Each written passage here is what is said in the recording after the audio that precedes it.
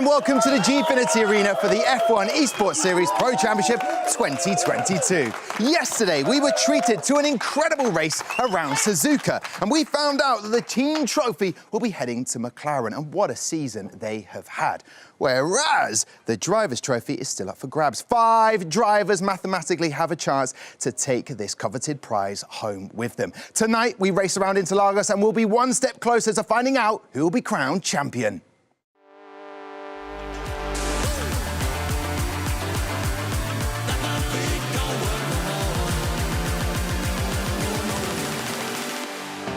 And it is go, go, go, go, go! Beresne knows this is a really important phase of the race for him. Ronha back up into second. Still Longe in front. What a beautiful move there. Ronha is in this fight.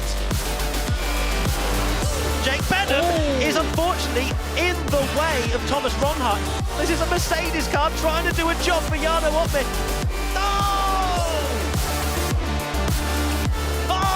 He's round. Dearie me. Out. Nicholas Longe wins the F1 Esports Japanese Grand Prix. So good to see Nicholas Longe getting his win there. And he's a bit of an expert in Interlagos. That's where we're racing tonight. Hayden Gullis joining me next to those trophies. Any idea who's going to be winning the Drivers' Championship trophy? Oh, you can't make too soon. Too soon. It's too close to pick one of those right now. Yeah, but yesterday, Suzuka had a little bit of everything, didn't it, as a race? I mean, yeah, loads of chaos between drivers, a driver parking the bus, getting in the way, all of our, our drivers fighting for the championship in the mix as well. Great racing. to set up our first race of the event. Hopefully, more to come. Yes, that was a nice stint. Now we just push on the gas a little bit, just keep going a little bit faster for Interlagos. I mean, Nicolas Longuet, his maiden win of 2022 couldn't have come sooner for him because he's needed that, and he is definitely a driver when he's got confidence. You know, the world's his oyster. One of the strongest drivers on the grid on his day. I mean, he had that pole position in Monza. You could say that's one of the races that he should have won, but for him, he'll be happy to get this one under his belt, take this momentum forward into the last two races, and who knows, he could help Alfa Romeo get into that fight for second in the team's championship. OK, look at the standings. I'd said there was 5 drivers in the mix to pick up that trophy. However, Nicolas Longuet isn't one of those drivers that can do it. He's down in 6th at the moment, but Lucas Blakely, 144 points. It is now just a 5-point gap between him and Thomas Ronner. He had a bigger gap, and now it's got smaller. I mean, we love it as a neutral, but Lucas will be a little bit nervous trying to hold on to that Drivers' Championship. Yeah, he had such a strong start to the season, but since the first 3 rounds, Thomas Ronhar's gone fishing and has slowly reeled him in. The gap now, always so close, 5 points between those guys, but let's not count out any of the other 3 drivers because they all have a chance. Yeah, all right, Nicolas Longuet, he is down in 6th, and what a different season it could have been for him had he just got off to this sort of form that he's beginning to show. He had a pole in Monza, wasn't able to convert it to a win, got one under his belt. I imagine he'll go on from here. But yesterday, people will be saying, oh, because of Jake Benham, he won. Well, that's a bit unfair, isn't it? Not particularly, because you have to put yourself in that position to start with. He went aggressive, he started on the medium tyres, one of the few drivers to do that, got a fantastic start and took the lead into the first corner, which is exactly what he wanted to do. Now when you make the switch over, you go onto the hard tyres, everybody else is onto the mediums, you're just trying to hold on at that point. Yes, what Jake Benham did was very fortunate to him, but because he chose that strategy, he put himself in the best position, had track position, and of course it came out with a race win, which he'll be very happy with. Yeah, they called Jake Benham a bit of a chicane, a moving chicane. A bit unfair, but he was defending. I mean, he doesn't know where the accelerator is. There was a lot of comments on him, but he did a tactical job. Yeah, it's on the line for me. It's great defending, and it's so hard to not overstep that line, because all it takes is braking a little bit too early, a little brake check here or there, or pushing your opponent off the corner. There was none of that. It was just putting the car in the middle of the circuit. It's a very narrow track here at Suzuka, so Ronhar wasn't able to get past. Yes, he's slow out of the corners. Look at it here. He just doesn't want to get on the accelerator, and that draws Ronhar in to go slow through the corners, trying to help out his teammate of Jarno Opmeer, and it nearly paid off. Opmeer then pitted very late in this race, had the freshest tyres available to him, was trying to close back through the field, and damage limitation after that poor qualifying, but unfortunately just a little bit too risky on the move there as you enter into the S's, and Fabrizio Donoso was not leaving him any room. So unfortunately it didn't work out, but luckily for him there's still a chance. Yeah, mathematically still got a chance, but that really was the title gone. 3 titles in a row could have happened. Maybe the mood around the camp is still optimistic. Steph Wentworth is at Mercedes, looking fantastic. I see a Christmas tree in the background. There must be a good atmosphere where you are, Steph. Yeah, do you know what? It's really kind of picked up after the disappointment of yesterday. Obviously, we know it wasn't the result that Mercedes were after, but they are cautiously optimistic about what they might be able to achieve, particularly in Brazil and going on to the last race tomorrow in Abu Dhabi. Fantastic defending, we're calling it, from Jake Benham. Brilliant defending. Do you reckon that'll be happening today, or are they just trying to get his maximum amount of points? Because there's a team championship, they could finish second here, Mercedes. Absolutely, and it's so close between the teams at the top at the minute, and you know what, that fight is really on for second in the championship. Talking to the guys a little bit earlier on, they did mention, you know, it's all about the team game, and, you know, Mercedes historically is a team that is all about, you know, working together to achieve the maximum result. You know, this at Mercedes F1 HQ, in real world racing and both in esports, the team is always working together for the best result, and I'm sure that's what the guys are going to be trying to achieve today.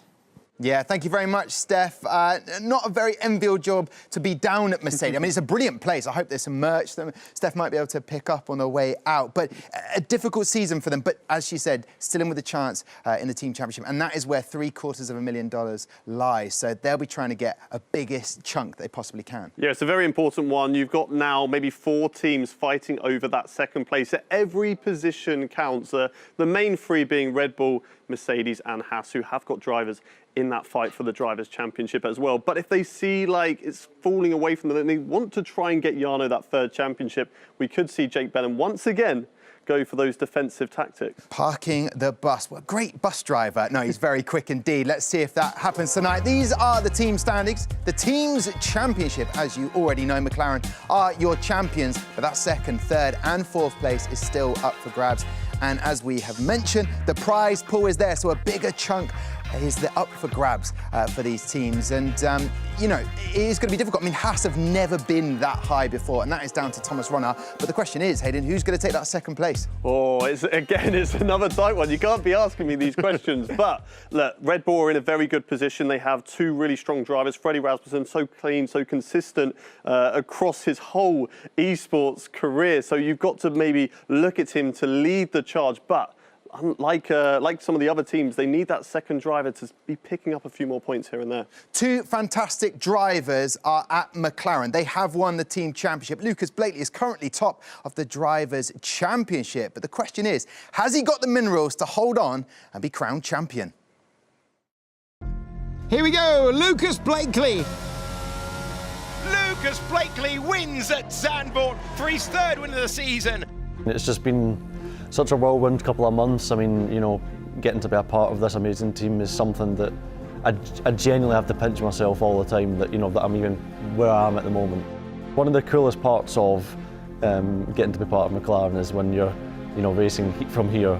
You get to walk, you know, up and down the boulevard every day. You get to see all the historic F1 cars. You get to, yeah, it's something that you know, it motivates you to, you know, push yourself that extra % better than you normally would.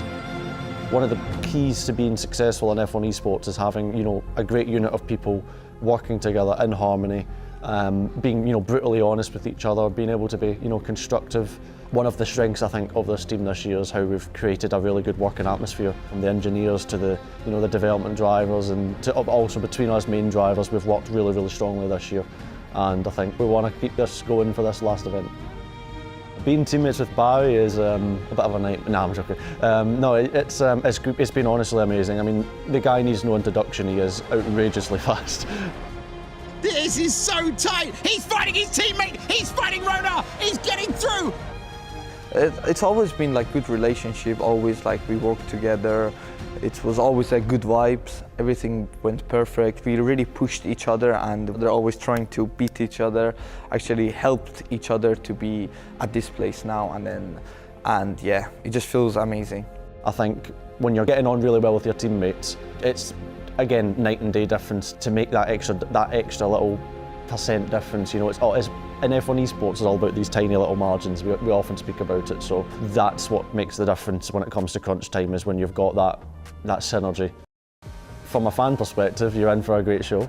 From my perspective, I'm going to have, yeah, it's going to be stressful, but equally, as stressful as it'll be equally exciting. Like that's the key thing, I think.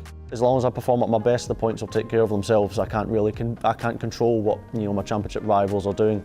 I can just focus on myself, and I'm just trying to control what I can ultimately influence, and that's what will make the biggest difference for me at the end of the day come race day. It would mean more than anyone could realise, because I feel like I've worked my whole life to get to this point. How can you not love Lucas Blakely? Talking about as stressful as it is, it's equally so exciting. I mean, the journey he's been on, if he was to win that championship, I mean, it would mean the world to him. And he can do it, can't he? He can. He's the guy who's currently leading it. It is in his hands at the moment. He needs to do the best possible job to stay at the front. But yeah, what a story it would be if he could just carry that on. We've seen that journey here in the F1 Esports series, from, you know, missing out on the pro draft, then getting a team through the pro draft, then, you know, starting to find his feet in F1 Esports, to then starting to challenge for the championship. Last season, unfortunately, it fell away from him there. But this year, if he could win it, it would just be amazing. Yeah, and the fact of the matter is, he's got a second driver, Barry Boromond, who's also pushing for his Drivers' Championship. It's unbelievable. And they have a third driver who I believe is with Ariana Bravo right now down at McLaren. I mean, they must be still celebrating on cloud 9 with the fact they got the team championship, Ariana. Yeah, I mean, the atmosphere here is incredible after winning the championship yesterday, the team championship that was. And today's looking pretty good so far as well, isn't it, Wilson? Yeah, it's looking really good, lining up in the front row. Couldn't be better. It makes strategy a little bit difficult, but we're really looking forward to it. Can we talk a little bit more about that strategy side of things? Because both drivers in the mix for the Drivers' Championship, both drivers starting on the front row. You've had a little bit of time now to talk amongst yourselves as a team about how you approach the race. Can you give us any intel? Obviously, I don't want to leak too much, but yeah, both drivers obviously fighting for a title. So it's constructors is wrapped up. They both want to win the title.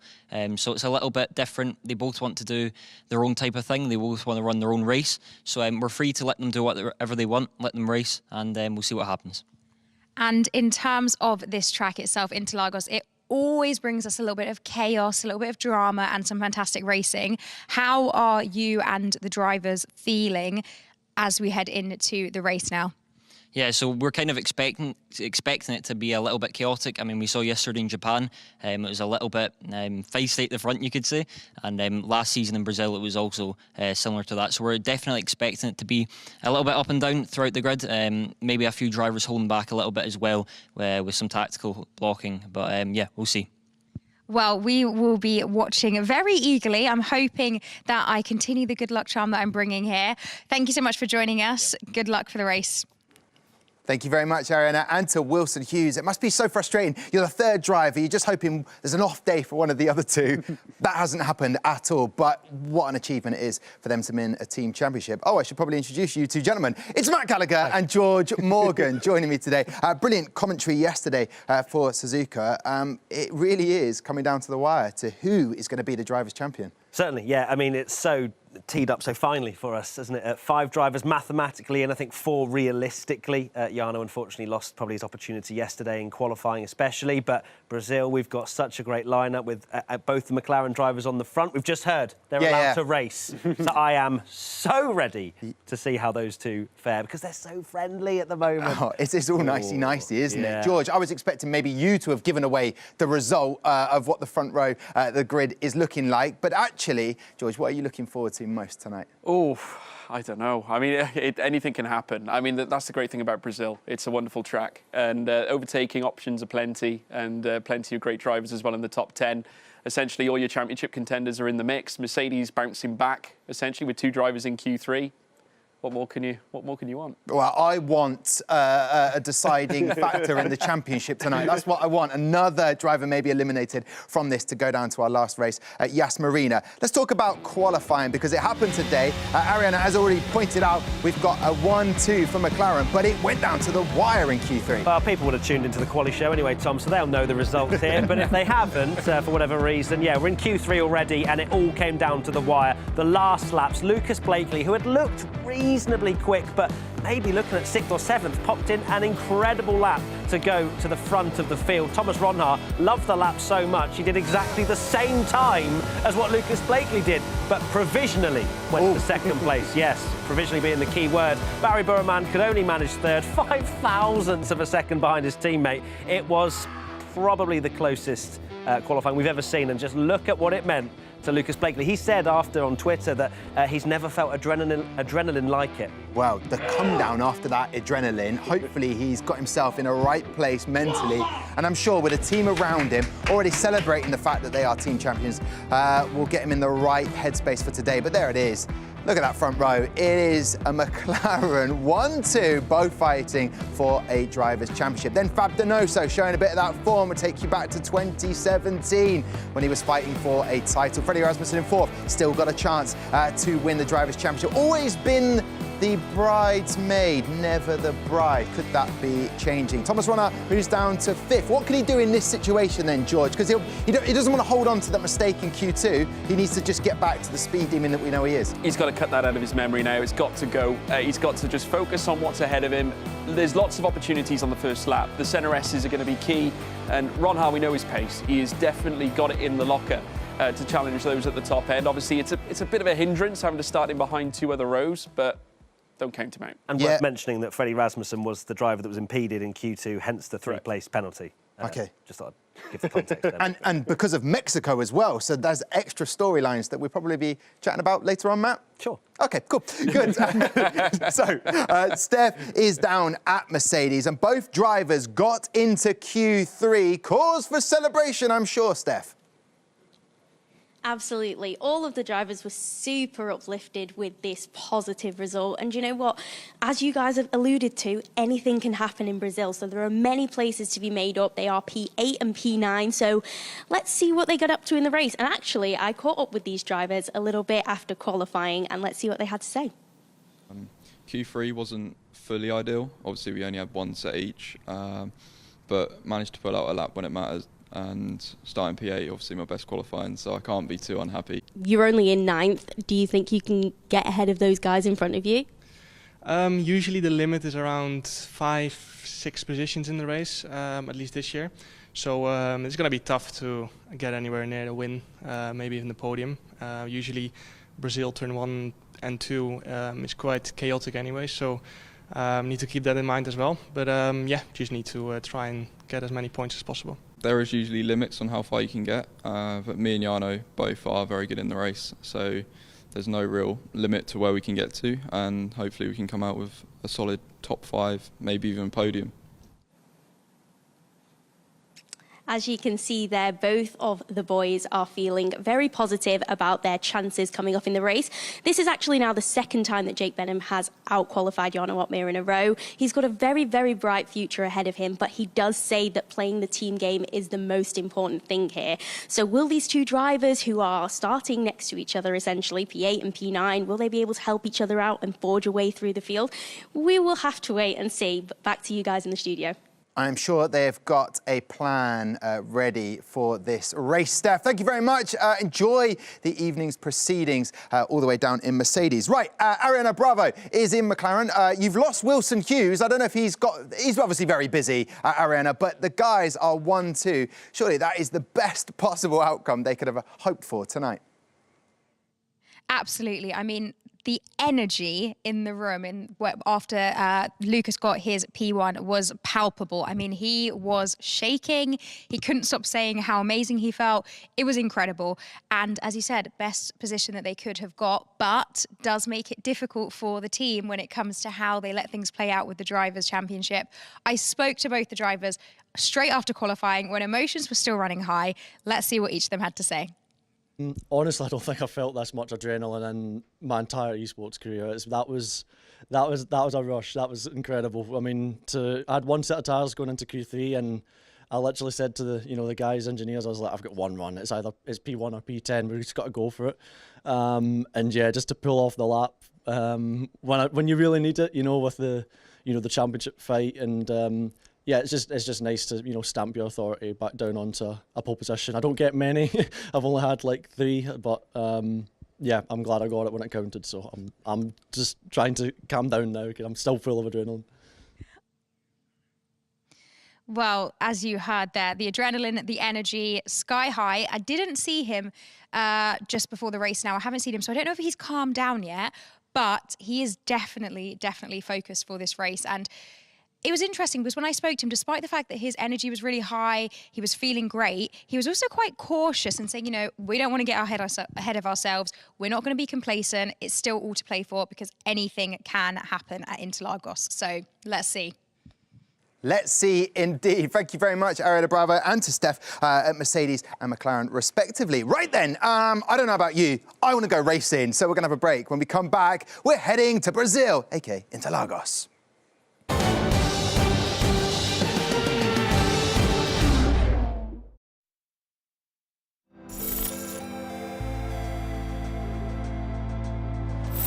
All 5 red lights are on. They go out, and we go racing for the 5th time this year in the Pro Championship. Good reaction time for Barry Burman, but it's Freddie Rasmussen who covers him off to lead into the first turn. Nicely done by the man out front looking to win once again. It's going to be very, very close between Burman and Edo.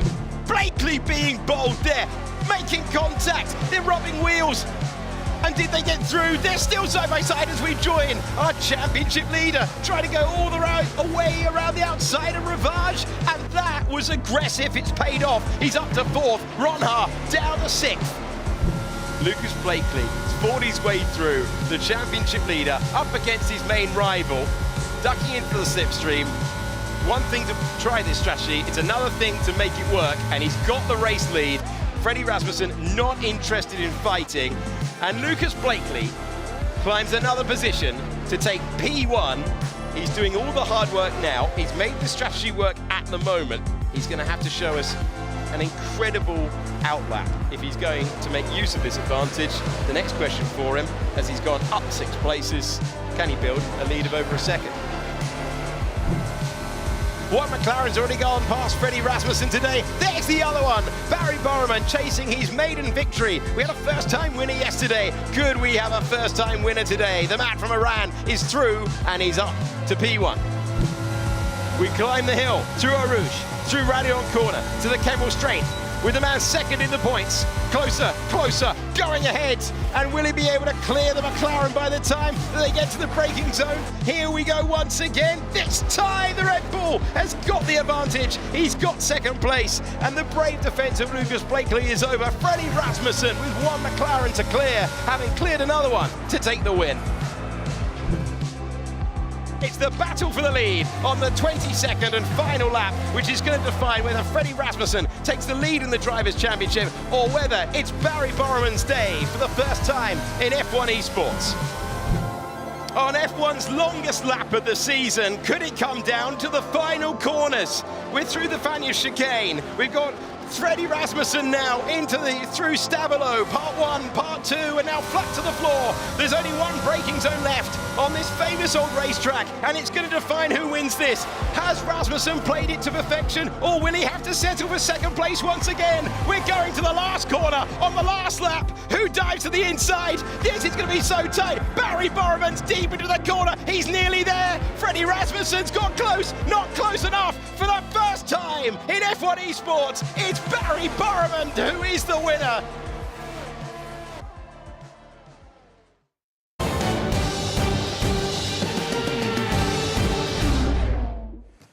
Welcome back. I hope you enjoyed your short mini break there. We're here, Hayden, moments away from getting everything underway.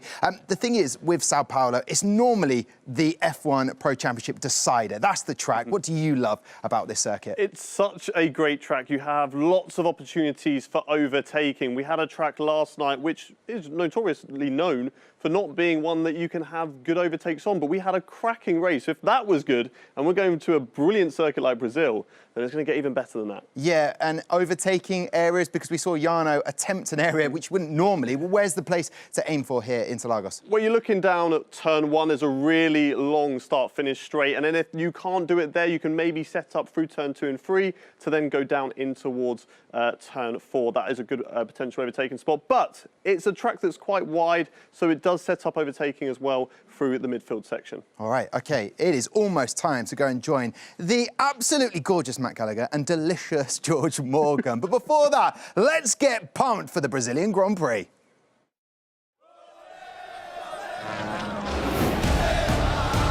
Here in Sao Paulo, there are many, many reasons to smile.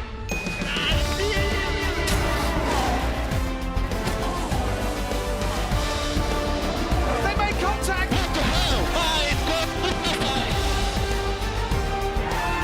Hamilton pulls ahead of Verstappen. The crowd go absolutely wild. He has gone from last all the way to first.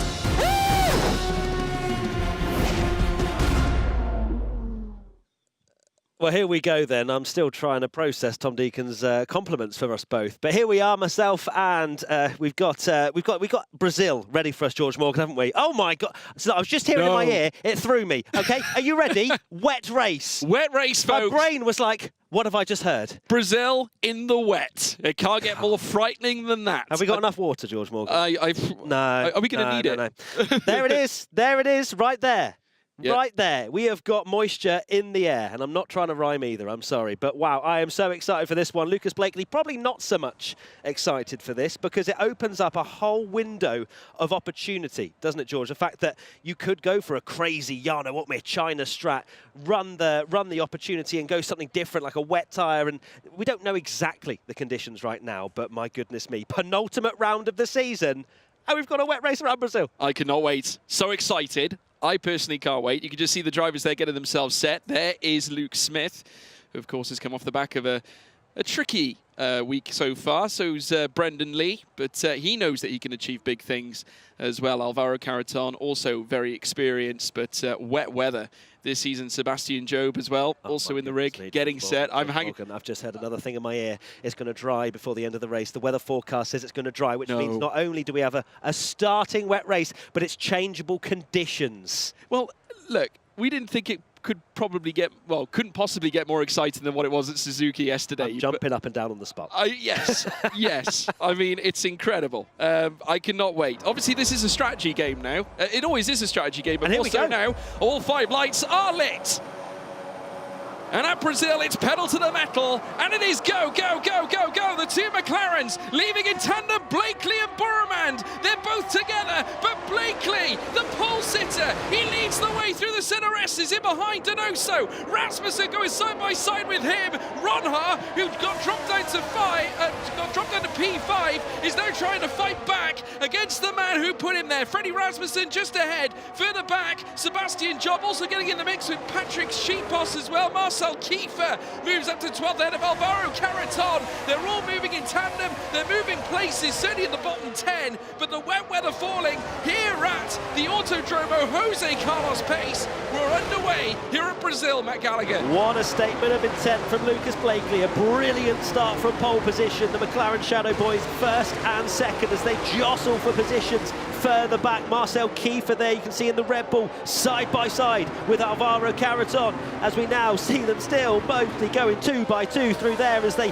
jostle their way through. There's Fabrizio Donoso. What an amazing qualifying from him earlier on today. He is currently sitting in a podium position and the only driver in the top 5 that has nothing to lose, George. He is ready to try and challenge for the victory today. He's in a prime position, 3rd place in this classification. Rasmussen in 4th as well, right behind him. Lucas Blakely by right, sitting on the opening lap, takes the fastest lap of the race. Barry Burmand in 2nd as well. McLaren, no doubt, will be pleased. They've already wrapped up the team's championship, but a 1-2 will certainly go down very well as far as they're concerned. But don't forget, folks, the race will dry up, and there's a little bit of activity further down. Josh Ito and Carreton, Brendan Lee dropping down 2 places from 13th into 15th, and Ito and Lee and Carreton are all fighting it out and scrapping. Ito side by side, 3 wide as they make their way down towards the Ferradura. Here comes Ito again, who is trying to recover after a difficult race yesterday. Outside line for Carreton as he tries to hold the position. He keeps it.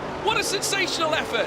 Oh, goodness me, these drivers are fighting tooth and nail at the moment, and this is all for what is 13th place in the field right now. Alvaro Carreton ahead of Josh Ito. Then you've got Brendan Lee, who really did not want to get mixed up with this, but his qualifying has forced it, and they continue to fight at the end of this middle sector. But we look ahead now to the front of the field as well, and it's half a second gaps between Blakely, Burmand and Donoso. They're all just settling into the race at the moment. We're about to finish the 2nd lap. Remember, as we say, the weather's going to change. There's going to be plenty of strategies to play. Opmeer still in 9th as well. He has an outside chance of the title, but he has to win today. Yeah, certainly does. And remember, DRS obviously not a factor while the wet weather conditions are on, so to stay within a slipstream is vital. And Carreton now as a result of all the scrapping, is now 1.3 into 1.2 in behind Marcel Kiefer. Further down, Lee still peppering there as well as we watch Freddie Rasmussen heading through this next left. Still remains within 3/10 of Fabrizio Donoso.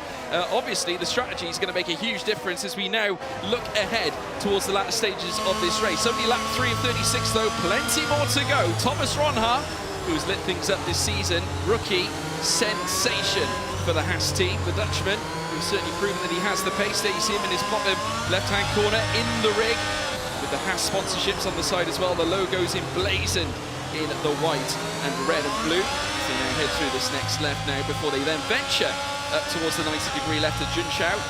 It's a little bit more open than 90 degrees, but as they now venture up the hill, they're going to be going past the grandstands on the right-hand side, commencing lap 4 of 36 with Lucas Blakely still at the helm, and no doubt in dreamland after what happened in qualifying. It's worth mentioning, I think, that Donoso looks slightly slow in third place at the moment. Rasmussen getting a decent run down towards turn 1. Donoso just covering the inside line, which would have made him a little bit slower through the next couple of corners. As you can see, nearly a second behind Burraman now, and Donoso coming under pressure from Rasmussen here. You can see on his steering wheel when that overtake button goes green, that's when he's deploying. So right then he wasn't trying to get through. This time Rasmussen, a very calculated driver, currently 4th at the moment, but his biggest championship rival, Lucas Blakely, is leading at the front. But crucially for Rasmussen, he can see him not too far down the road.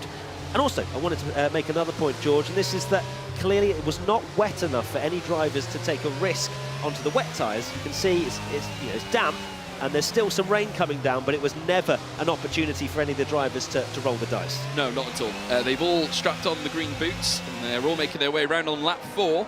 Obviously, still no DRS, though, so they've still got that to compete with. They're all remaining in a train, and I get that there's a little bit of fear factor there. If you go and make a move too early on, it could impact what happens later on in the race. They obviously want to maintain that slipstream.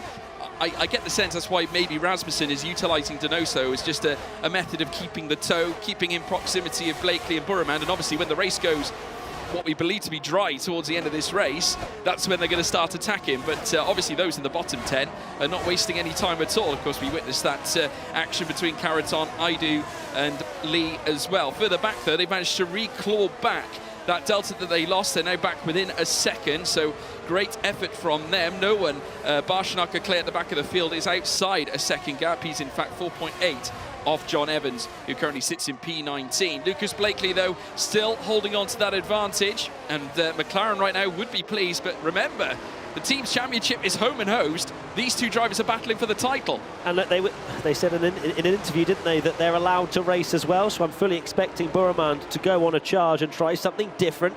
Might go a lap earlier to try and see if he can make the dry tyres work when we eventually get a track that is capable of dealing with soft or medium tyres. Depends how long we've got until we get that dry weather. Let's hear from Nicholas Longue, who's currently running in 7th place.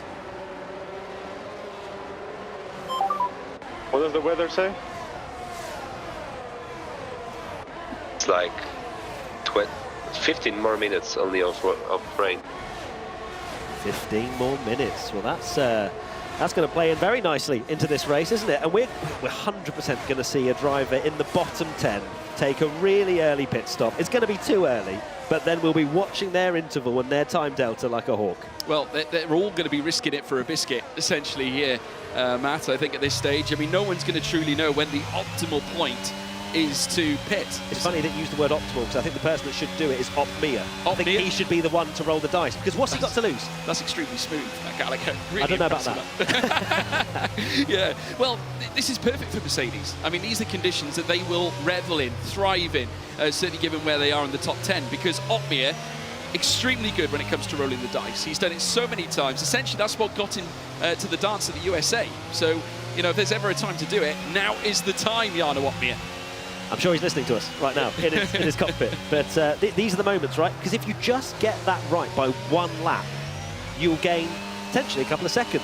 And if you look at the intervals, that's going to gain you quite a few positions as well. Of course, Benham, you'd have to imagine, is going to have to play the team game again. He will most likely have to go a lap longer. Now, that's an interesting point, because when we do get to dries, Lucas and Barry, same team, which means one of them is going to get a slightly more suboptimal strategy. But fortunately for them, it's a short lap, which means the time loss will be slightly less. The big question is, how can they measure that optimal lap? Will they actually know what the optimal lap is? Does anyone know at this point? The thing with this weather, you could put estimates of 15 minutes. Doesn't necessarily mean that they will be 15 minutes. The soft tyres would come in, or any of the slick compounds that you would generally use. As we're now watching Brendan Lee make his way out of the left-hander before then venturing through towards the Ferradura. And he's got Josh Edo just in front of him as well. Of course, Brendan Lee himself, a two-time F1 Esports champion, who has had an improved season, almost a semi-return to form, certainly in this championship in 2022. Was very good at Japan when we went there yesterday. Obviously, pretty much where he was and where he is now, and then recovering all the way up into the top 10. It was a stunning performance, man. Certainly was. As we are ticking into lap 8 of 36 now. Lucas Blakely looking very comfortable out in front. Zandvoort, of course, was a wet race as well. Lucas Blakely performed incredibly well there and got a victory that really helped his championship chances. Of course, leading at the front at the moment. It's half a second on Barry Burramand at the moment. Fabrizio Donoso skirting on the edge of a second here. Of course, it's not the end of the world if he drops outside of a second, because we still do not have DRS enabled.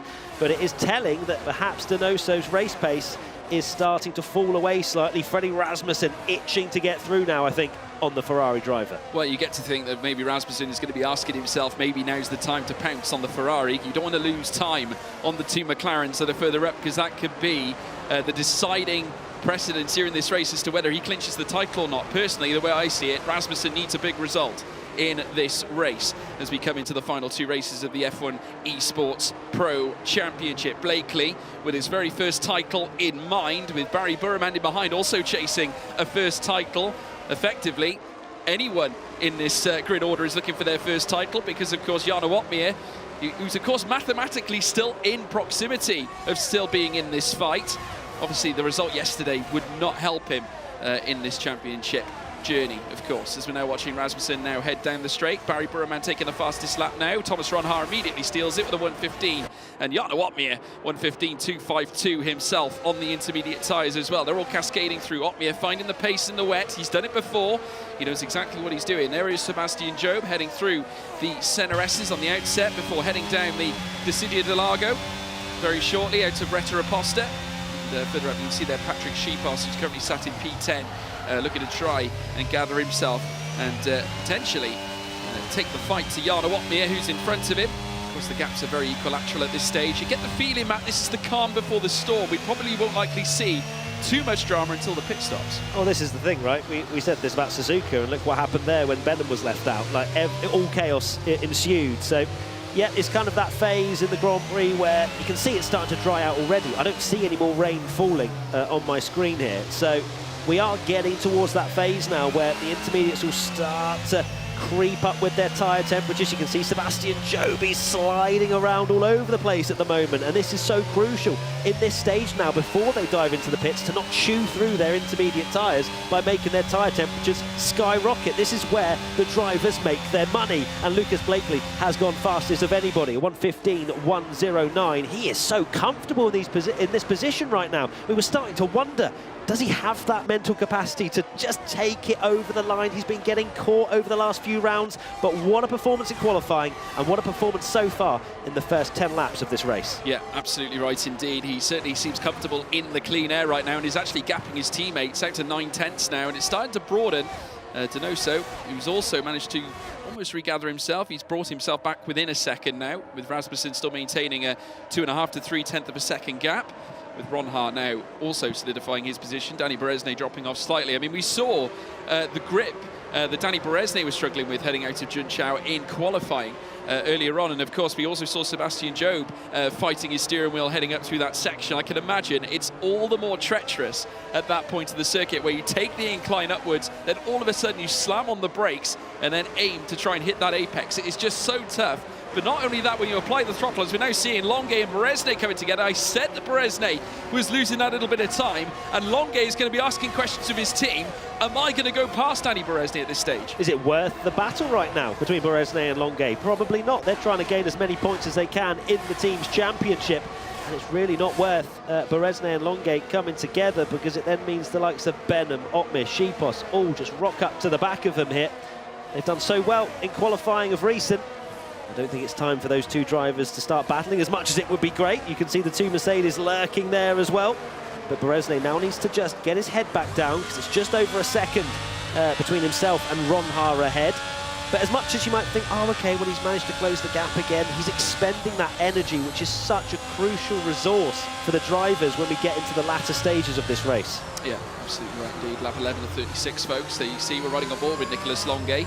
He's got Jake Benham in behind as well, with Jarno Otmir, his teammate. It's a tale of two sets of teammates at this stage between P6 and P9. So now head through this next right-hander now to Danny Beresnay. As I said, 6th place, still a second in behind Thomas Ronha, who's in that 5th spot, as they now make their way out of Junshao yet again. Yellow flags in Sector 2. Shanaka Clay getting past Bartel Stachulek. Do have to wonder whether Stachulek's had a bit of a moment, because he's now dropped to the back of the grid, and he wasn't anywhere in the proximity of that earlier on, as Lucas Blakely now, once again, takes the fastest lap of the race, utilising that clean air, as I alluded to before, and once again touching the precipice of that 1 second gap between him and Barry Burman. You do have to wonder whether Lucas only has one thing in mind, and that's clearing his teammate. Absolutely. Barry Burman, as much as he's been a nice rear gunner at sometimes beating Lucas, and that's why he's in this championship fight, he's not going to be playing that role today. If Barry gets even a sniff of overtaking his teammate, I'm sure he will take it. And this is very much just trying to get through this difficult phase of the race, keep as much battery in the car as possible, as we take a look at Otmir. And I'm surprised that Mercedes haven't decided to just let or make the swap immediately for Jarno to focus on Longuet ahead. But then again, that would be disrespecting Benham's achievements over the last couple of races, out-qualifying Jarno Otmir a couple of times as well. And Benham has fit quite nicely into the Mercedes outfit. But if you're trying to roll the dice here with Jarno Otmir, I'm surprised they haven't made the switch. Well, I mean, I'm intrigued, exactly the same as you, really, Matt. I mean, it'd be interesting to see who makes the first jump onto the sets of dry tyres. We'll have to wait and see. I think that's going to be the key moment. Whether that's going to be... Do you use Benham and potentially he loses time, but then all the data's then into like, right, this is the lap. Yeah. Or, right. or do you put Otmir because they want to get that first lap? It's such a difficult decision. Well, it's a litmus test, effectively, and that's exactly what I'd imagine they'll use Jake Benham for. Of course, you can't apply that if you're McLaren, because you've got two drivers that are within striking distance of the championship. And if you're Freddie Rasmussen, I suppose they could do the same with Marcel Kiefer and various others as well. But lap 13 of 36, we're still very much in the same context. Well, Donoso, in fact, is now spread out to 1.1 seconds, with once again Rasmussen peppering his rear, no doubt, just watching, keeping his beady eyes on the two McLarens further up as well. You can just see there that Blakely still has the advantage of around 9/10. Burman still holding on to second, with Ronha in behind Rasmussen. Beresnay is now 1.3 with Longuet in behind him. Still, they haven't moved, they haven't switched. Neither is Benham and Otmir. They're still maintaining that 8th and 9th, with Shipos in 10th for the Alpine outfit, with Sebastian Jobe and AlphaTauri in 11th place. Kiefer still not moving either. Further back, Stachulek really starting to drop off, and Shanaka Clay 25.5 seconds now off John Evans. Really a race to forget at this stage for them. Yeah, I wonder if those two have gone into the pits, as here comes Rasmussen. He's having a look here, but has he decided not to go past? I think so. He looked like he got out of the throttle there, did Rasmussen, so clearly didn't see it as an opportunity for him, or at least an advantage to go past Donoso. Perhaps just wants to sit in the slipstream. Yeah, we got our first two drivers in the pits as well, like Brendan Lee and Simon Weigang also jumping in now. So the Aston and the Ferrari into the pit lane. Now, could this be the big moment? One driver has gone on to the slick combine. I say that. Bartel Stachulek is also boxed, as is Shanaka Clay. They're all on, all three of those drivers, on the slick compounded tyres. They are on the dry tyres. 2 on hards, 1 on mediums. Interesting. Simon Weigang, I don't think his is updated yet. I can't imagine he's gone out on another set of intermediates, but if he has, then that's a big error from the Aston Martin team crew. It's still saying intermediates for me there, so I wonder if something's gone wrong there, but we'll wait and see.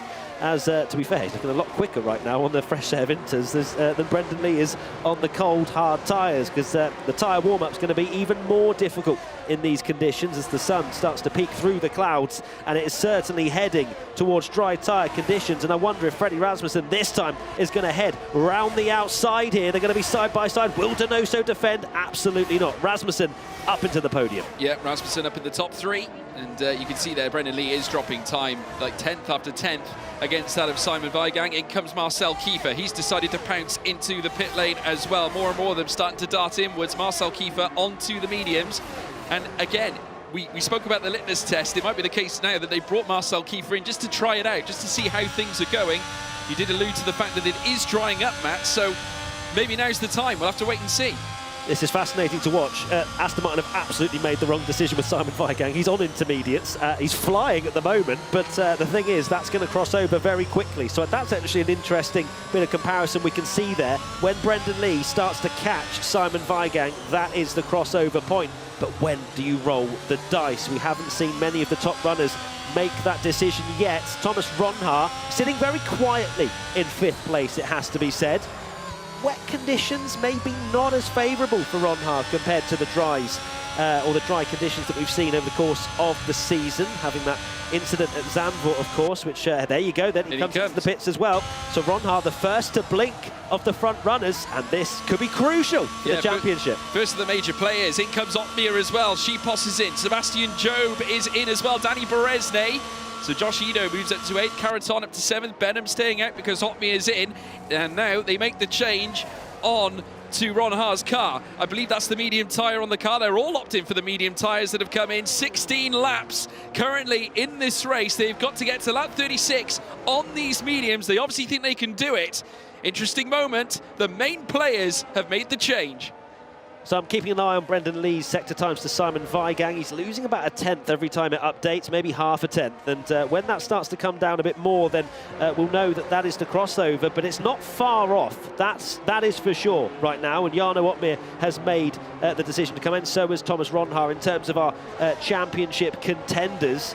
And on the mediums as well, they've gone for the aggressive strategy here. They're hoping that it switches on almost immediately as we now take a look at the drivers once again. Surely if you're Blakely, you come in just to cover off the drivers behind, but let's see. Yeah, absolutely right indeed. Let's keep our eyes peeled. In comes Blakely. So Burraman now has the responsibility of staying out. So obviously McLaren have had a word in their ear. This is how they're going to play the game. Freddie Rasmussen comes in as well, as does Fabrizio Donoso, as well as Caraton as well. No, Caraton stays out. Further down, Longay is also in the pit too, so he's opted to jump first ahead of, well no, Danny Beresne opted in first for Alfa Romeo, as now the cars make their way out. There is Blakely still holding on to 4th place as well. This effectively will be the lead of the race as he now ventures outwards now. Freddie Rasmussen also coming out in behind him as well, as we're now seeing them make their way through. Now the key moment will be when Barry Burraman comes in and Alvaro Caraton, Luke Smith.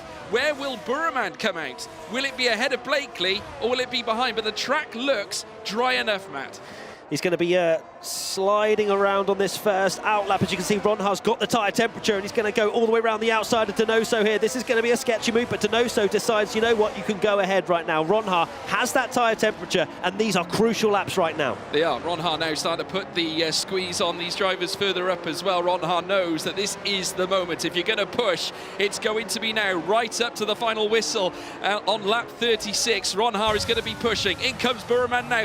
This is the key moment in this race. Will Blakely retake his advantage? You'd expect him to do so, or will it be Burraman coming out and remaining in front? Would have that last lap been enough to maintain that lead advantage that he took after Blakely boxed? As there he makes his way out of the pit lane. He also has a set of the medium tyres on the car as well. They will be a lap younger, obviously, than that of Lucas Blakely, as now he ventures his way out into pit road. He'll then take the escape. Danny Beresne, fastest lap, 1 minute 12, 7.91, as now they make their way through. There goes Blakely. He now takes, effectively, the net lead of the race, with Luke Smith still in front on intermediate tyres. Blakely on top. No change. in the top 2. No changes. Barry, of course, has 1 lap fresher mediums. That'll give him a tiny advantage at the end of the race, but this is his crucial lap. He needs to try and stay as close as he can to Lucas Blakely to then get within DRS again, because Lucas has a great opportunity with those medium tyres up to temperature to extend this gap. Here's Freddie Rasmussen, 4 tenths behind as he follows the McLaren Shadow car in this middle sector. He's going to have a good opportunity if Freddie decides to go for it into turn number 1. But as we saw earlier, Freddie deciding not to go ahead against Donoso. Thought he'd lose more time by overtaking him than if he just followed him for a couple more laps. So here we go then, riding up the hill with Freddie Rasmussen. As you can see, energy deploying, although he's just turned it off again. Yeah, he has indeed. Rasmussen just tracking Barry Burman at this stage. He's within that 3 tenths, and of course when DRS is fully activated, that will, of course, help him out, and obviously heading through the centre S's, it certainly will do. They can see him just literally pushing the McLaren in front of him around the centre S's before they then venture through now towards this next straight. They've then got turn 4 up ahead as well as they now venture through. You can see there the rear light flashing on Burman's car as now Rasmussen goes hunting. They head through this next left, and very shortly they will be taking the Ferragura into the Piratella as well, and certainly it'll be a test of strength between these 2 great drivers in this championship fight. So this is a really interesting scenario now, because Barry Burman, yes, he's behind Lucas Blakely. Yes, they're both fighting for the championship, but I suppose the team game still comes into play here. Does Barry push to catch his teammate to try and win the title, but he also brings Ronha and Rasmussen with him? So that is a really interesting scenario here, because if Barry wants to win it himself, he also puts in jeopardy potentially neither of the McLaren Shadow drivers winning. Yeah, well, looking at the gap right now, it's not closing, it's stagnating at 1.8 at this point. 1.8 is where it sits for Barry Burman, in contrast to his teammate Lucas Blakely. Luke Smith still out on track. Blakely now with a 1:10.945 at this point. Freddie Rasmussen just chasing now after Barry Burman. They're going to be heading out of the straight now, heading down through towards turn 4 yet again. Obviously a very long straight now, and there you can see Lucas Blakely taking the absolute lead of the race ahead of Luke Smith now. He is now effectively your overall race leader. Blakely, who is looking to follow up a gargantuan qualifying session. We saw the raw emotion as we head into the latter stages of this championship. Could it be the case that he lifts this race aloft? Luke Smith could also be a defining factor as to how much time Barry Burman and Freddie Rasmussen lose in their attempt to catch Lucas Blakely, because they're going to catch him at a very difficult time. It's not easy to clear the Alpine around this section of the track, and Lucas Blakely, who we saw just then, is expending all of his battery to try and clear this field, and the Alpine of Luke Smith is getting in the way slightly. Up the inside goes Barry Burman. Freddie Rasmussen should get him on traction as well, but we're seeing another carbon copy here. Luke Smith is trying to bring Patrick Sheepos into this somehow by just staying out there on intermediates. He's coming back at the McLaren Shadow car, 3 wide, as Luke Smith manages to take the position back, but Freddie Rasmussen crucially gets through on Barry Burman. Barry Burman is going to be fuming. This is certainly not what was in his story, but Thomas Ronha also getting mixed up in this fray with Luke Smith as well. They remain side by side down through the next straight. Turn 4 up next. We've seen many a move into this particular bend, but the switchback being played by Thomas Ronha as they now look to send it down through towards the next right. A twist of the wheel as Thomas Ronha looks to try and regain the grip. They head through the next right now, late on the brakes. He's going to try and find it in towards 4th place. He gets him. He's ahead of Luke Smith. Ronha can't believe what's going on here. We can see on the steering wheel, he's trying to show us how aggravated he is right now. He can't believe he's experiencing it again as Donoso goes round the outside of Luke Smith. Luke Smith's doing a Jake Benham from last race and causing all kinds of chaos there on the intermediate tyres. He's trying desperately to help Patrick Sheepos get a point or two for the Alpine team, who are fighting Williams over 9th place at the moment. And here we have it again, DRS wide open. Is Luke Smith going to try it again on Longuet? Absolutely no chance. Surely not Luke Smith, as he now looks to go hunting down the inside through towards the centre S's, but Longuet just has too much in the locker. Beresnay now looking to try and join his teammate as well as they head out now of turn 3. Turn 4 coming up next. The Alpine still trying to hold on. DRS open for the pair of them. Beresnay looking to try and counter with the slipstream outside line at turn 4. Beautiful move there from Danny Beresnay, truly an artist on this track, and in comes the Flying Dutchman. Jan Arno Otmere, two-time champ. He now overtakes Luke Smith as well. He's very much fodder for these drivers that are now on the right tyres at this portion of the race. So this is where Smith needs to come into his own, because next up is Jake Benham, then behind him is his teammate as he tries to squeeze the other Mercedes of Jake Benham, and then, oh, look at that, gets straight out of the way of his teammate. So he's gained probably about 0.3 of a second as Patrick Schepos, but caused all kinds of chaos for the rest of the field ahead. These teams are not looking to make any friends here over the last couple of races. As we now take a look further forward once again, Barry Burremand, of course, lost that position to Freddie Rasmussen in the whole chaos with Luke Smith, but he's still very much within DRS. But crucially, Lucas Blakely, a 2.3 second buffer out in front. That is so important, so good from him. He used a lot of his energy, so he may well be in a bit of conservation mode right now. But this is, it could almost be a lead that's insurmountable. Well, lap 23 of 36, we're counting down 13 laps to go. Lucas Blakely now with the advantage, as you allude to, 2.3, should I say, with 4/10 separating Barry Burremand and Freddie Rasmussen.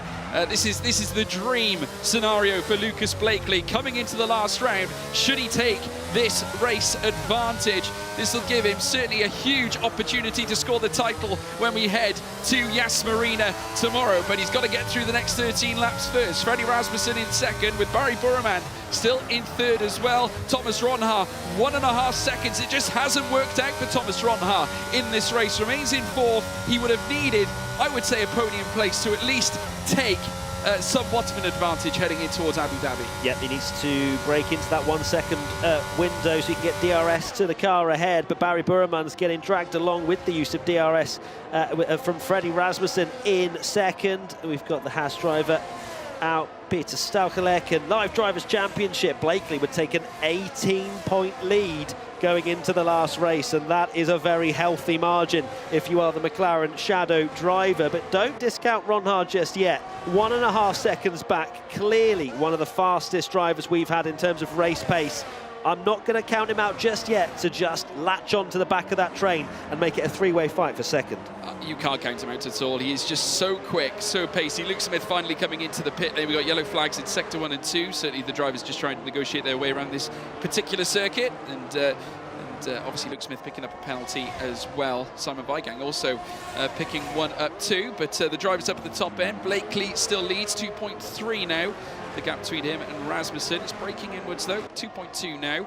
So Rasmussen starting to go to work here on Blakely's gap. You know, well, Rasmussen himself will need every point he can muster to get himself within the fray when we head to Abu Dhabi as well. Barry Burremand just in behind, just tracking again, utilising the slipstream and the DRS. He's in a very strong position, Barry Burremand, because he can use the tow that Rasmussen provides to bring him back into proximity of his teammate. Ronhaar, though, showing no signs of that. He's just added another 0.2 on top of the 1.5 we saw earlier on. Yeah, I mean, realistically, Ronhaar's 2.1 behind Freddie Rasmussen, who's the driver he's like for like trying to catch, with the fact that Freddie Rasmussen does not have DRS the same as what Ronhaar is currently experiencing, and it is a gap that's starting to look quite difficult to break down. We've got 11 laps to go. It's very clearly not going to rain again by the looks of things. And a straight fight for P2 between Rasmussen and Burremand. Remember, these have history from Spa, of course. And Rasmussen, I'm sure, will have learnt a little bit about what Barry Burremand's willing to risk when it comes to big positions. But, of course, the title will still go ahead in Abu Dhabi, the title decider, whether these two switch positions or not. But Barry, as you can see there, 25%-ish on the battery. Is he having a little look here? Down towards turn 1, Freddie Rasmussen doesn't even bother defending. And Burremand makes it a McLaren Shadow 1-2 once again. Nothing you could do with that about that, really. Barry Burremand with the pace, utilising the DRS and managed to lead coming out of the centre S's as well. Rasmussen literally just had to watch him glide by. And in the distance there you can see Blakely taking turn 4 as well. Ronhaar in behind in 4th place, trying to let fly and try and narrow in that gap. Still 1.8, really struggling at this point to break into any proximity of Rasmussen. Donoso more threatening to Ronhaar's position right now. Longay in 6.2, 0.2 in behind Donoso. As now we watch them head through this middle sector. Very soon they'll then be venturing in towards sector 3, where they'll take Junshao at the top of the track. As we're seeing them make their way in towards the next right now. 90-degree right, very, very stiff corner. This one very easy to oversteer at this point of the track too. As now we're seeing Nicolas Longuet around this next one as well, and Donoso, who's ahead of him. Ronhaar almost providing a cork in the bottle scenario, a wheel twist there from Longuet. As I said before, the traction of that portion is very, very tricky. We saw Longuet's teammate Beresne fighting with the wheel as well in qualifying, as now we're seeing Donoso now looking to try and launch a challenge here on Thomas Ronhaar. Into the centre S's, Donoso gets ahead of Ronhaar, and a tap in the rear by Nicolas Longuet on Thomas Ronhaar as well. They're getting so close together. This could be decisive in the title, certainly the title race. A squeeze here as well from Ronhaar as they head down through towards turn 4. He's saying no, absolutely not. Longuet looks down the inside, still can't unlock the door. Ronhaar really slow in those last couple of corners, which allowed Donoso to get through, and then Longuet tried to go through as well. I wonder if the stewards will have a look at how late Ronhaar closed the door there on the Alfa Romeo driver, but look how quick Longuet is looking at the moment. He is making his way through here and trying to get up to at least P4. But Ronhaar's championship chances are just going down the drain at the moment. That's another couple of points lost in comparison to Lucas Blakely. And all of a sudden, we're wondering whether Lucas Blakely has pretty much got it wrapped up when we go into Abu Dhabi. Of course, mathematically, there'll still be a chance, but Ronhaar doesn't want to lose any more positions. If anything, he needs to get back through on Donoso. Well, how far can it go, Matt? I mean, if you look further down, the gaps have now started to shrink. If you look there, Jana Watmere is in touching distance. Jake Benham as well. Perez. Oh, Longuet! And there goes Longuet down through the inside of the centre S's, and the Alfa Romeo now gets the nose in front. What about Beresne, the teammate as well? Alfa Romeo looking for a double overtake in the first sector as they head down through towards turn 4. Ronhaar looks to the outside, still can't find a way through, and it looks very much like the Haas's day is done. He's sat in 6th and shows no signs of recovery. I don't know what's going on. What's happened to Ronhaar? There's, the master in the race, the speed that everyone's wanted all season. It's just not working out for him. He caught Luke Smith at the wrong time earlier on when Luke was on the intermediates, and you could see he was a bit aggravated behind the wheel, and now he's been caught by Donoso, passed by the Ferrari driver, now the Alfa Romeo driver of Longuet as well. And you're wondering, is Ronhaar going to be able to hold on? Because look, they've got a DRS train all the way back to Marcel Kiefer. Well, could it be the case that the setup caters for the wet, not necessarily for the dry? And the other drivers might have countered that to that effect and decided to go for more of a dry setup themselves. So let's take a look at, as it stands, Burremand will be Blakely's closest championship rival, but it's 22 points as they continue to fight down towards turn 1. We got the Haas of Ronhaar having a little look at Longuet, but nothing doing into turn 1 this time. The gap out in front, 2.2 seconds. Burremand, 22 points as it stands. That is nearly enough for Blakely. But here's Ronhaar. He's trying to close in again to at least get P2 in the Drivers' Championship going into Abu Dhabi tomorrow. He certainly sees the title hope slipping away through his fingers, with tomorrow certainly going to be laying everything on the line, but he needs every advantage possible and dropping into P3 in the title race. Great news for McLaren, who have obviously taken the top 2 spots, not only taking the team's championship, but having both your drivers up at the top end. It's almost turning out to be the perfect championship for the McLaren team right now. It's been an absolutely sensational effort from the McLaren Shadow team, and they have been a class above everybody else as a 2-driver setup. And let's take a look then. Donoso is going to come under pressure from Nicolas Longuet in the Alfa Romeo. He's going to open the DRS flap. We've got Thomas Ronhaar close in behind as well, as we're now going to see a replay and live pictures on the right. Don't worry. This is the move from Longuet, by the way. What a move there. And Longuet does make it through on Donoso on the right-hand side of your screens. Donoso deciding to not defend that one.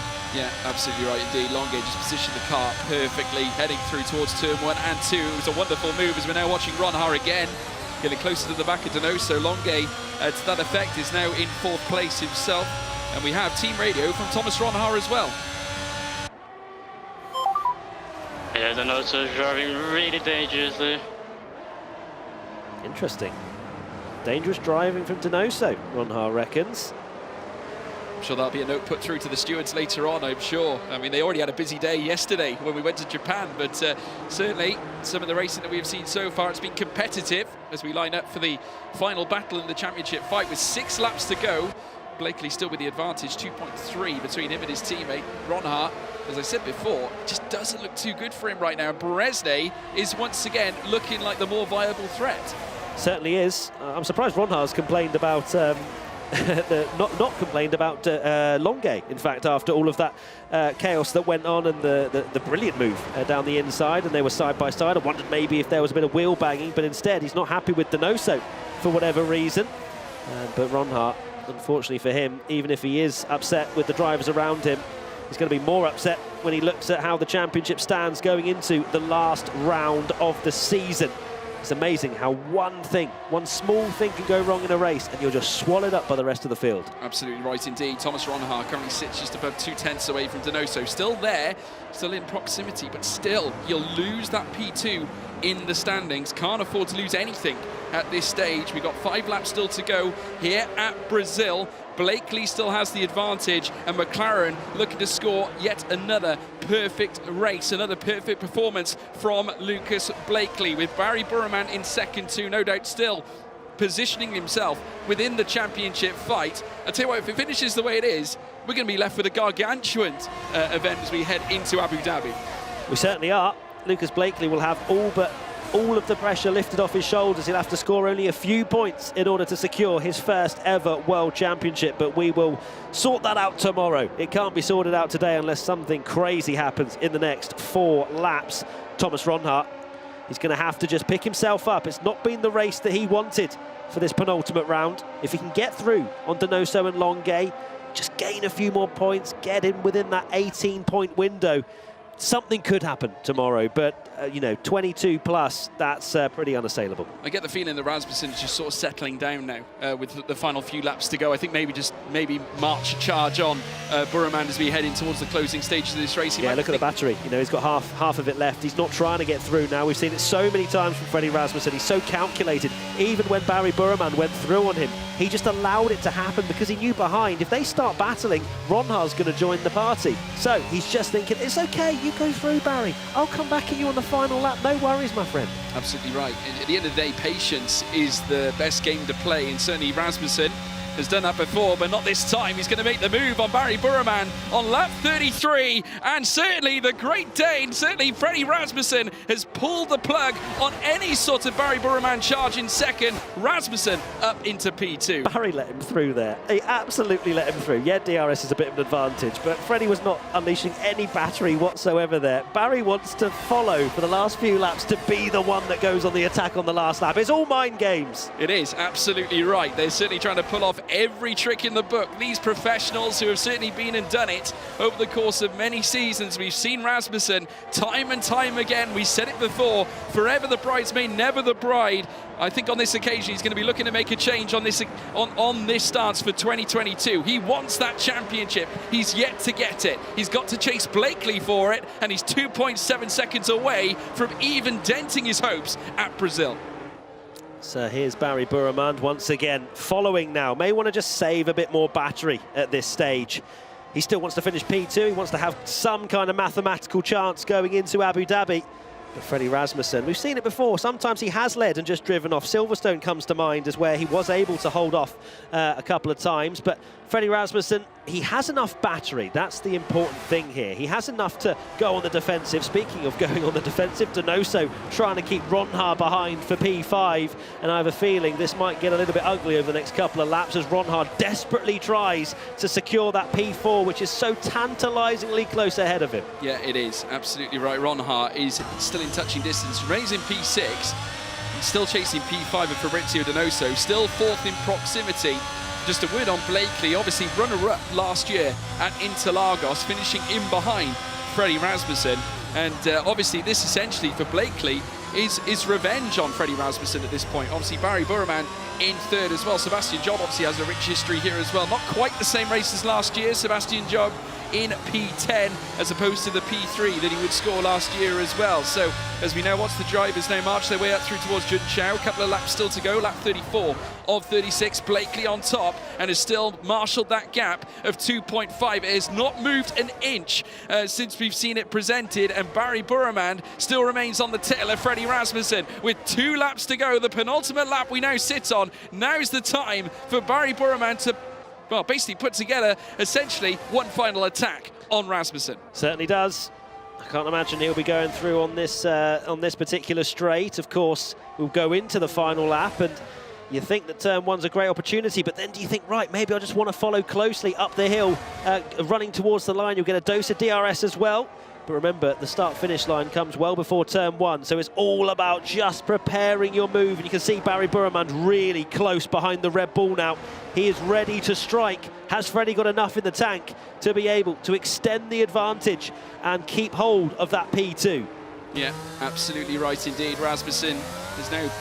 He's broken into that 2.3 now on Blakely, so he's getting closer and closer, but nevertheless, surely won't be enough. Certainly with nearly only one lap still to go. Blakely very shortly will cross the line to commence the final lap of the race. Rasmussen, who has got an imposing Barry Burman there, but just look at the difference now. He knows that this is one of the greater overtaking points, and he's utilising every bit of the car in order to maintain that second place. Burman not in touching distance for an overtake just yet, but that could change on the outset of the centre S's. And speaking of overtakes, in comes Donoso on Nicolas Longuet. Is he going to get it? No, Longuet holds on to it, at least for now. They come out of the centre S's, this being for P4, as now they head down through towards turn 4. It will be Donoso, the Chilean. He's going to hang it around the outside for the Scuderia Ferrari. The Alfa Romeo, though, far too quick, far too clever. Longuet says no. Oh, they're still having a look around the outside here, though. Donoso's not going to have anywhere to go, and I'm so surprised that Ronhaar's not in this fight. If anything, he'd lost a bit of time.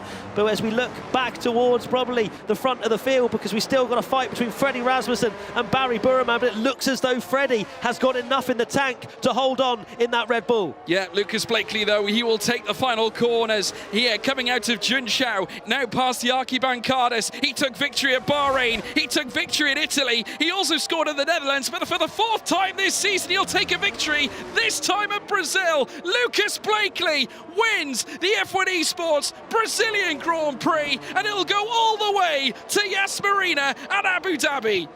What a sensational drive from Lucas Blakely. No one had a chance when he managed to extend that gap. It was a fantastic drive from Lucas Blakely. He's all but sealed the title. He's got a bit of work to do tomorrow, but my goodness me, that was a champion's drive from Lucas Blakely. Freddie Rasmussen and Barry Burman meeting him on the podium a little bit later on, but my goodness me, Tom Deacon, Lucas Blakely, what a show.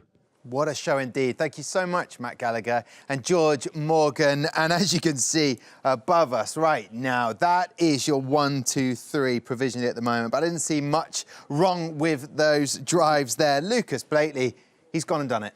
Yeah, we've talked about it so many times across this series. You know, is it falling away from Lucas Blakely? He had such a great start to the season. It was coming away. But then when the pressure's on, he pulls off something sensational. Great qualifying and led from start to finish. 2-second gap.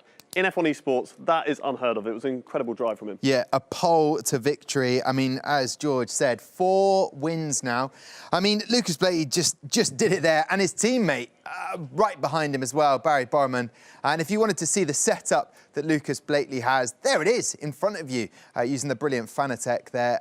But listen, I mean, 169 points now in the Drivers' Championship I see before me, and it really is, again, we said it, in his hands when we go to Yas Marina tomorrow. Yeah, he has a huge lead. All the other drivers, I think the next closest is Freddie Rasmussen on 148.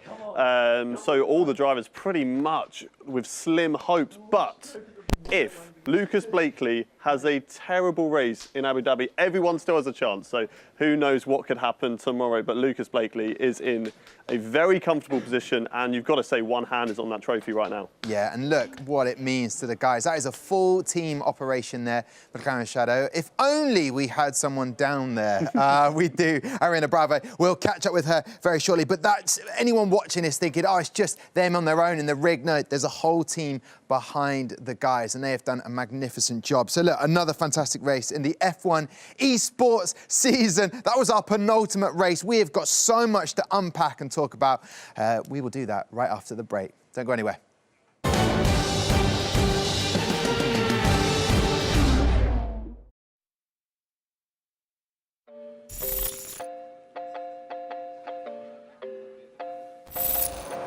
5 red lights are on at Zandvoort, and for the 6th time this season, we go racing full wets on for the majority of the field as we leave the line, and it's Ron Ha squeezing like they were. Oh, he was trying to squeeze his rival. He's trying to come back. Ron Ha into the side there, Nicholas Longay. They're pinching themselves. The pole sitter dropping down the order. Lucas Blakely leads. Jarno Opmeer in second. Then it's Barry Burman in third. Danny Moreno stepping forward to P4. A dramatic start in the wet. And DRS is now enabled with the top 3 coming into the pits. Blakely, Opmeer, Borman. Borman not separated by much. Double stacking for McLaren. They feel that they had enough time. Ooh, hard tyres for Opmeer. Medium tyres for Blakely. So that's a... Well, that is interesting. I'm surprised. I'm surprised Opmeer's gone for hards. Lucas Blakely, by the way, doesn't matter what you throw at him. He just loves this circuit. On the podium here last year, in the wet, driving away. On intermediates, driving away. On slick tyres, driving away. You get the picture. It's 6.6 seconds. If you're new to F1 Esports, this is not normal. Some drive being displayed by our championship leader, about to enhance his total at the front. Barry Burman's trying to follow up yesterday's win by making it a McLaren Shadow 1-2, and he's going to have a great opportunity now. Out of the bank corner, the 14th and final, as he completes the tour round, and they cross the line. He's got the inside line. The medium tyre is going ahead of the hards. It is a McLaren Shadow 1-2. Blakely is up the road, but it's now Burman who gets past Opmeer into P2. On board, Danish driver Freddie Rasmussen in the Red Bull, making his way through the middle part of the circuit. We're heading down to the mini stadium section. We're heading to an opportunity, but he doesn't need to take any risks at all.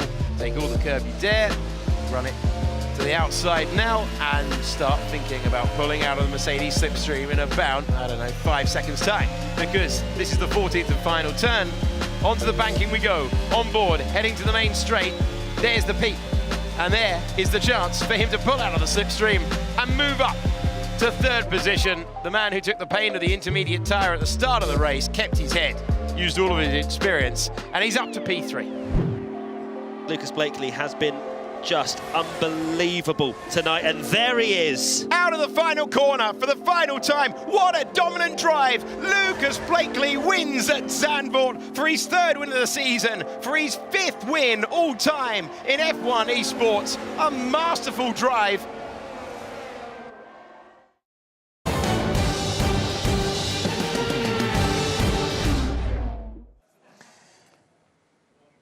Welcome back then to the F1 Esports Series Pro Championship 2022. And I smile. That was one of those last where you're like, do you know what? I just feel for Lucas. He's had a fabulous drive there. It was masterful. And then you have Barry Borman, the 1 and 2 drivers of McLaren Shadow. They've already sewn up the team championship, and that is what it means to him. Earlier on, we got behind the scenes. We had an interview with Lucas, and he said it would mean the world to him. And as you said, Hayden Gullis, who's with me, stood next to me right now, that he was here. He stood exactly where we are in a pro draft, didn't get selected after all of the analysis and rounds to find out the best drivers. He came back even stronger, did that, and now has got that time with McLaren. And he talked about how it's a team that has aspirations. Well, they've already done that, and you would say it's up to now Lucas Blakely to win that Drivers' Championship tomorrow. I think he needs to pick up 5 points, and that's him, done, and he is a world champ.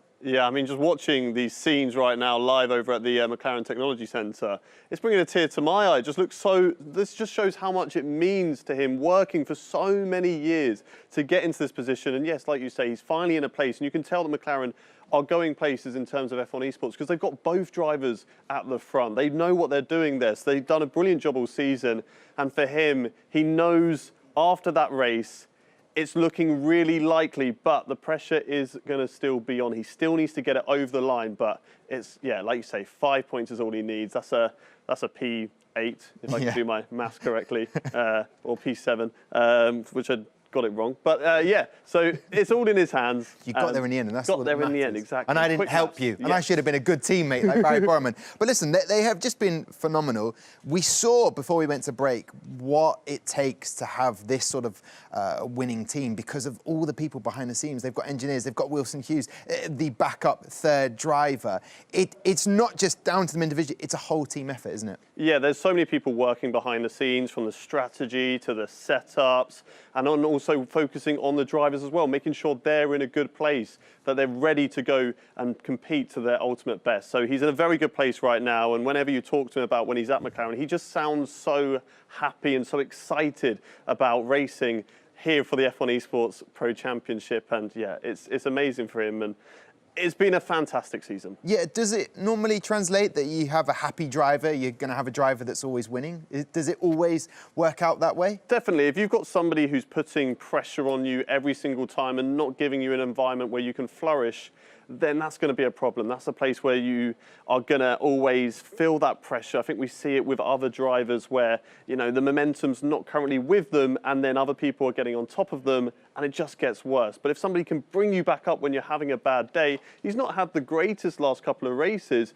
but they've obviously brought him back up to put him in a place where he can just dominate in today's race. Yeah, he did that. Pole to victory. Let's have a look at the race results, the provisional race results. We've got a whole team of stewards behind, looking through everything. I saw a couple of penalties go through, I believe, to Simon Weigang. But listen, let's look at that in front of us. Race classification, round 11, around Interlagos. Lucas Blakely, your winner. Freddie Rasmussen in second, and Barry Borman in third. Nicholas Longe down in fourth. Fabrizio Donoso having a fantastic race for him over this season. Danny Bresney down in seventh. And then Sebastian Job rounding things out. Right, the DHL fastest lap goes to that former champion, Brendan Lee.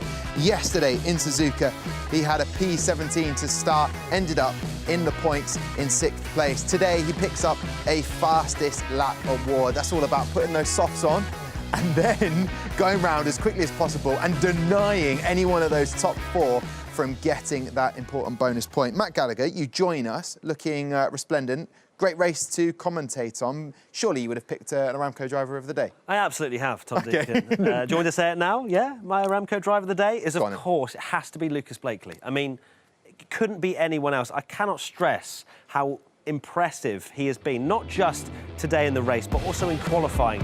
To turn up, stick it on pole position, have a wet race in front of you, a changeable condition race, and to dominate in the fashion that he did with all the pressure, the world watching, him trying to defend what was a 5-point lead to then extend it to a ridiculous 20 points, is it, or something like that? It's outstanding. There is no better time to give out this award than to Lucas Blakely today. Yeah, and I mean, I felt like the pressure was on him a little bit because we went into this race, this event for Suzuka. He had an 11-point cushion against Thomas Ronhard. Now it was down to 5 going into this race, and then out of nowhere, boom!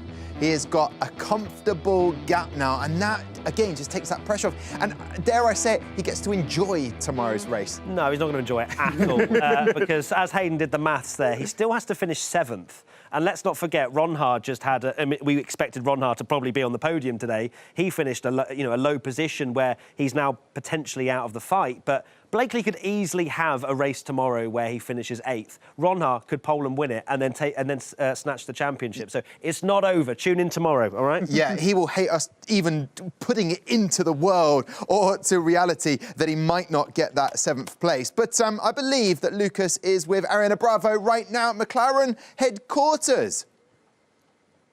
Yes, Lucas is beside me here, and I thought the emotion after qualifying was a lot. This just took it to a whole another level. I mean, huge congratulations. We saw the images of how you responded after the race, which were very moving, honestly. I know you're feeling a bit embarrassed, but they were so good to see. How are you feeling right this second?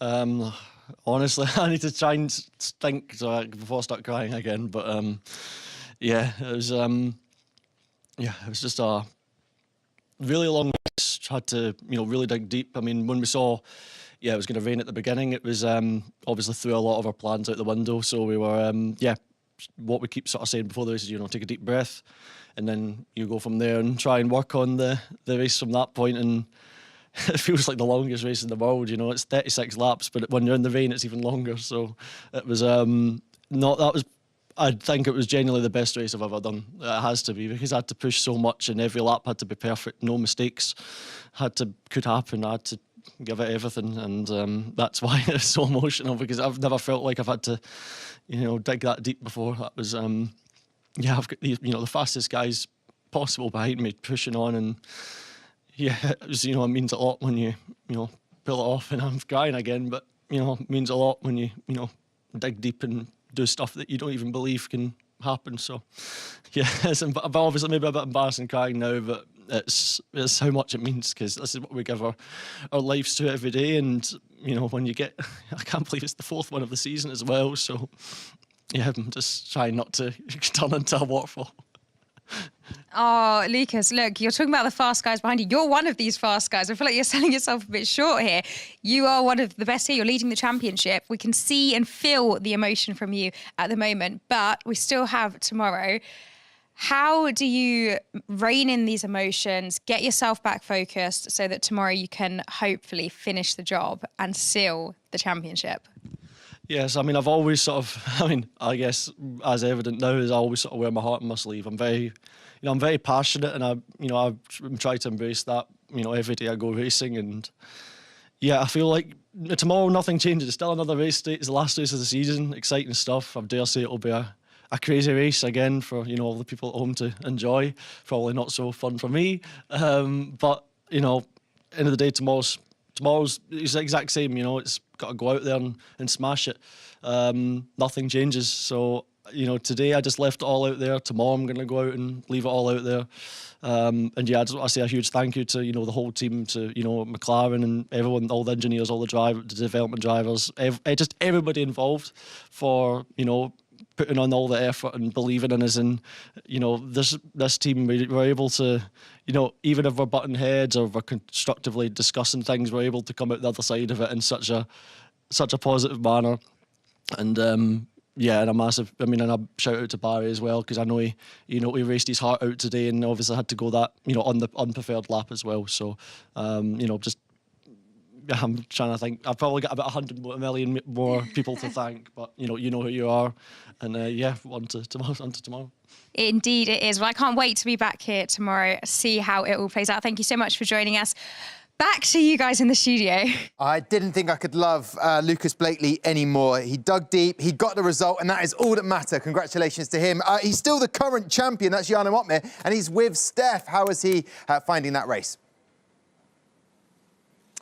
Well, guys, as you know, I am here with Jarno Opmeer, our reigning F1 Esports Pro Championship champion. Unfortunately, tomorrow you are going to be passing on the baton to the next driver. It has been challenging, especially in that race, but can you just talk a little bit about how tight this season has been and how much of a challenge it really has been for you? Especially for us as a team, it's been very, very challenging because we've just been way too slow. I've heard some of the lap times other drivers have been doing in practice, and unfortunately, we have been almost 2/10 of the pace on most tracks, which then makes it very hard to make up for that in qualifying days and races on their own. It's a bit of a miracle we managed to bring it this far into the season. And personally, I think it was one of my best seasons so far. It's just that we didn't have the pace, none of us in the team. So, that made it hard. But the season has been very, very tight. I mean, 5-way battle into the final event is very exciting, of course.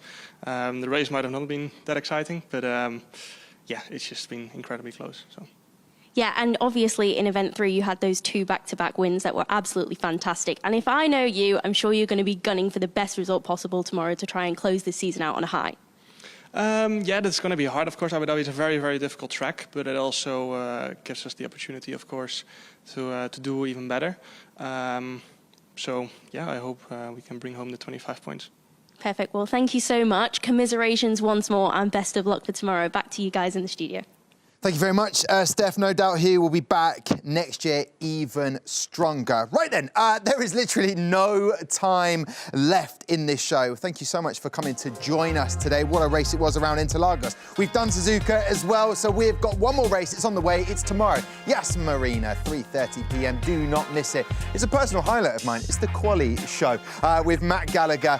Next to him is Hayden Gales. He'll be back tomorrow. So will George Morgan. Thank you very much to all of the team. Thank you to Steph, to Ariana Bravo. There is your champ for today. Will he be crowned the Drivers' Champion tomorrow? You'll have to come back and find out. See you then.